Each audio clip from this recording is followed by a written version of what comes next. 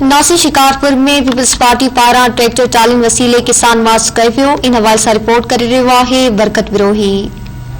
Pakistan peoples party के chairman Bilawal Bhutto Zardari के हुकूमत सूबाई वजीर तवानाई इम्तियाज़ अहमद शेख के फर्जंद फराज इम्तियाज़ अहमद शेख की अगवानी में शिकारपुर हाउस का लाड़काने तरफ ट्रैक्टर ट्रालिंग की सूरत में किसान मार्च किया पियो वने।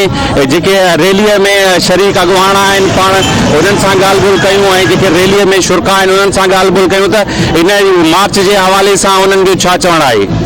यो आम माण्हू जे लाइ हर उन किसान जे लाइ जंहिंखे बाण न मिले तो डीजल वधंदो वञे तो। ये पूरे पाकिस्तान में इंशाअल्लाह 3 तारीख़ की कॉल आहे। अॼु जगजती जो हिकिड़ो मुज़ाहिरो कयूं था ऐं लाड़काना में असां ॾेखारे छॾियासीं वफ़ाक़ी हुकूमत में ईअं कमु न हलंदो। किसाननि जी मदद कयो। कॾहिं असांजे मुल्क में न थियो आहे कि बाण जो क़ीमत वधंदी वञे, तव्हांखे ब्लैक में बाण मिले, डीज़ल हर रोज़ वधंदो वञे। इमरान ख़ान के असां जमहूरी तौर ते घर न मोकिलंदासीं। ओसि ताईं इहो सिलसिलो चेयरमैन साहब हुकुम ॾिनो आहे। पूरे पार्टी के सब निकरदा इंशाअल्लाह। पूरी आवाम पूरे पाकिस्तान की आवाम निकरदी।